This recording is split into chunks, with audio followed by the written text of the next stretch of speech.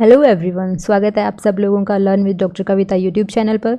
जैसा कि आपने थंबनेल में देख ही लिया होगा कि आज हम आईसीआर के एंट्रेंस एग्जामिनेशन के बारे में बात करने वाले हैं, जो कि हमारी नेशनल टेस्टिंग एजेंसी और आईसीआर मिलकर कंडक्ट करवाते हैं। तो चले जानते हैं कि आज हम किन किन पॉइंट्स पे डिस्कस करने वाले हैं। हमारी चेकलिस्ट देख लेते हैं। तो सबसे पहले ऑफिशियल वेबसाइट में आपको बताने वाली हूँ, फिर उसके बाद इम्पोर्टेंट डेट्स, एप्लीकेशन फ़ी और एग्ज़ाम के पैटर्न और सिलेबस के बारे में डिस्कस करेंगे। फिर उसके बाद ऑनलाइन और एप्लीकेशन फॉर्म को फिल करने में कौन कौन सी चीज़ों का आपको ध्यान रखना है वो इंस्ट्रक्शन हम जानेंगे। और वीडियो के लास्ट में हम NTS यानी कि जो स्कॉलरशिप इस एग्ज़ाम को क्लियर करने के बाद आपको मिलने वाली है उसके बारे में हम जानेंगे। तो चलो शुरू करते हैं। ये हमारी वेबसाइट मैंने दे रखी है। तो जो हमारा ऑफिशियल नोटिफिकेशन है वो आईसीएआर की वेबसाइट पे आपको मिल जाएगा, जो कि मैंने यहाँ दी हुई है। और इन्फॉर्मेशन बुलेटिन यानी कि जिसमें आपको डिटेल्स में सारी चीज़ें मिलने वाली है वो इस वाली साइट पे आपको मिलेगा। ये दोनों साइट मैं डिस्क्रिप्शन बॉक्स में दे दूँगी, आप वहाँ जाके देख सकते हैं।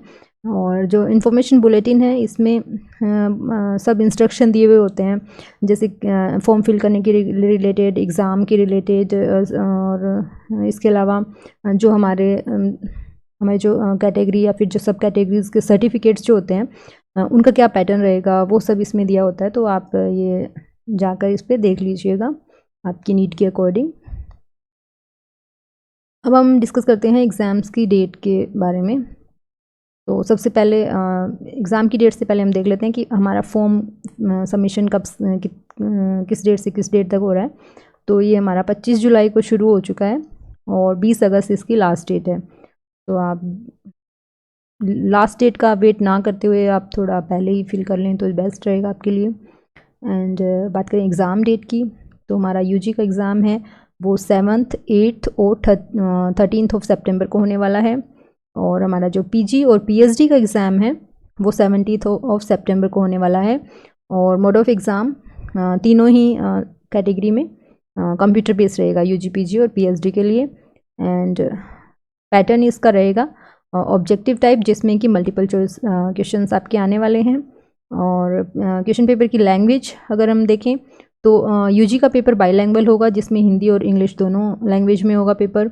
और पीजी और पीएचडी के लिए जो हमारा क्वेश्चन पेपर होगा वो सिर्फ इंग्लिश में होने वाला है।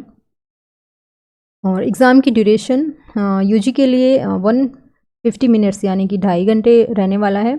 और पीजी पीएचडी के लिए 120 मिनट यानी कि 2 आवर्स का एग्ज़ाम रहेगा।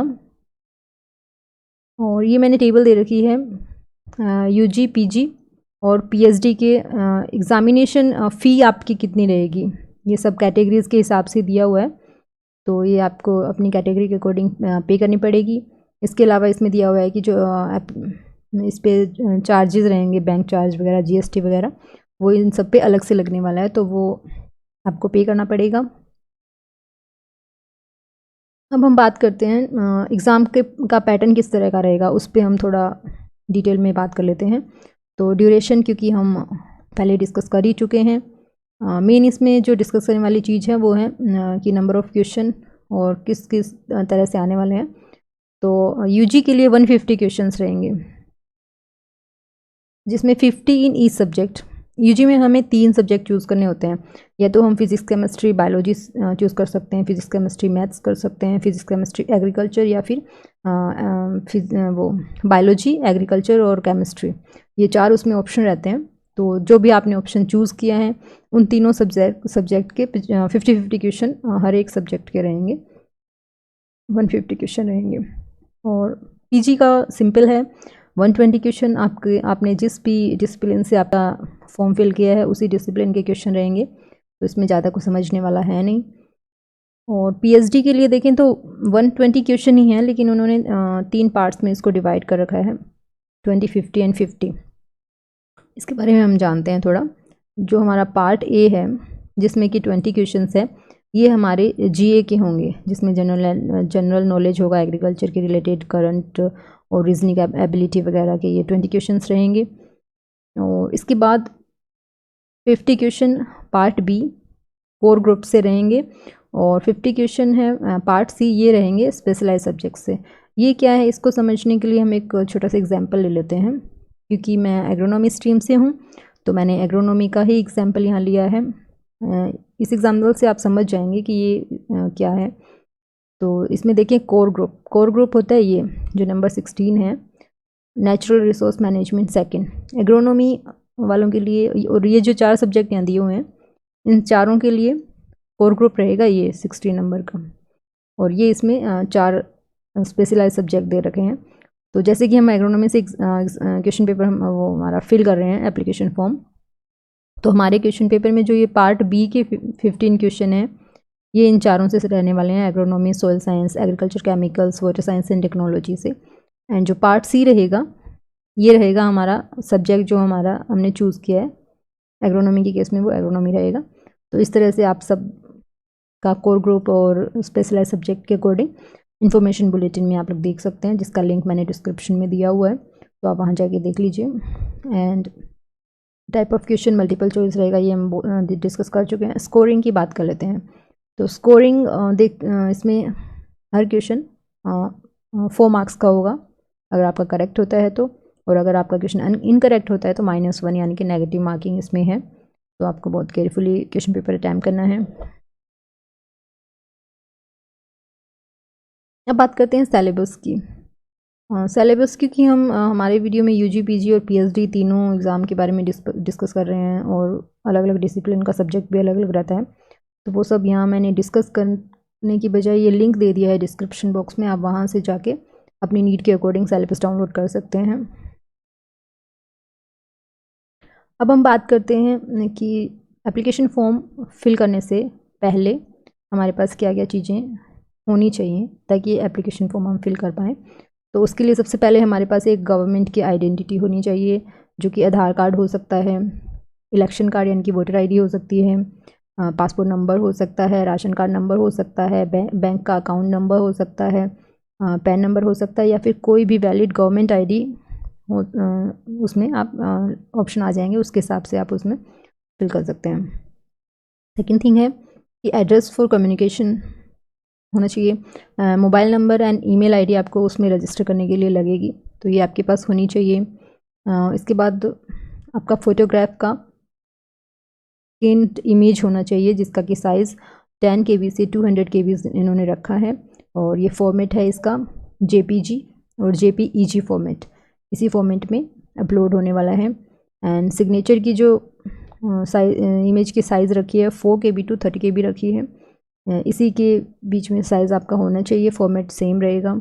एंड थम इम्प्रेशन की अगर बात करें तो मेल के लिए लेफ़्ट थम का इम्प्रेशन लगेगा, फीमेल के लिए राइट थम का इम्प्रेशन लगेगा, और उसका साइज़ 3 KB से 30 KB रहने वाला है। इसके अलावा बैंक का अकाउंट डिटेल्स, क्योंकि फॉर्म ऑनलाइन फिल हो रहा है तो पेमेंट भी ऑनलाइन होने वाला है, तो आपको ऑनलाइन पेमेंट भी अवेलेबल होना चाहिए आपके पास, ताकि आप फॉर्म फिल कर सकें, उसमें पेमेंट कर सकें। उसके बाद मैंने ये जो साइट हम ओपन करेंगे तो कैसा इंटरफेस ओपन होने वाला है, वो मैंने यहाँ थोड़ा आपको समझाने के लिए रखा है। तो जब आप इस साइट पे ओपन करेंगे तो ये इंटरफेस ओपन होने वाला है। इसमें अगर आपको इन्फॉर्मेशन बुलेटिन डाउनलोड करना है तो आप यहाँ से कर सकते हैं। ये यूजी, पीजी और पीएचडी तीनों के लिए इन्फॉर्मेशन बुलेटिन यहाँ दे रखे हैं। और अगर तो आपको एप्लीकेशन फॉर्म फिल करना है तो उसके लिए ऑप्शन ये यहाँ रहेगा नीचे, आप अपनी रिक्वायरमेंट के अकॉर्डिंग यूजी, पीजी या पीएचडी जिसके लिए भी आपने फॉर्म फिल करना है उस पर आप क्लिक करेंगे। क्लिक करने के बाद आपको कैसा ओपन होने वाला है वो भी मैं आपको दिखा देती हूँ।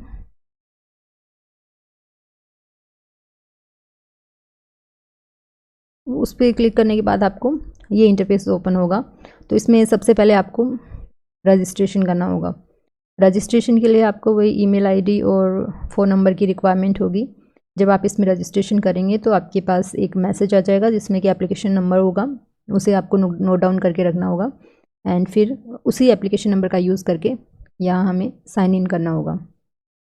उसके बाद हमारा फॉर्म फिल होना शुरू हो जाएगा, और जो फॉर्म फिल होगा उसके ये चार स्टेप्स रहेंगे। फर्स्ट में आपको पर्सनल डिटेल्स उसमें फिल करनी होगी। सेकंड, आपको क्वालिफ़िकेशन डिटेल्स उसमें फिल करनी होगी। थर्ड, जो हमने स्कैन्ड इमेज का साइज़ डिस्कस किया था, वो तीनों इमेज इसमें आपको अपलोड करनी होगी। ये इसके स्टेप्स हैं, ऊपर भी दे रखे हैं। एंड फाइनल स्टेप होगा वो 4th होगा, जिसमें कि आपको फ़ी पेमेंट करना है ऑनलाइन मोड में। फ़ी पेमेंट करने के बाद आप उसका एक प्रूफ रख लीजिए अपने पास, और जब एप्लीकेशन फॉर्म फिल हो जाता है पूरा, तो आप उसे डाउनलोड करके रख लीजिए फर्दर रेफरेंस के लिए, अगर कभी यूज़ हो तो आपको काम आ सकता है।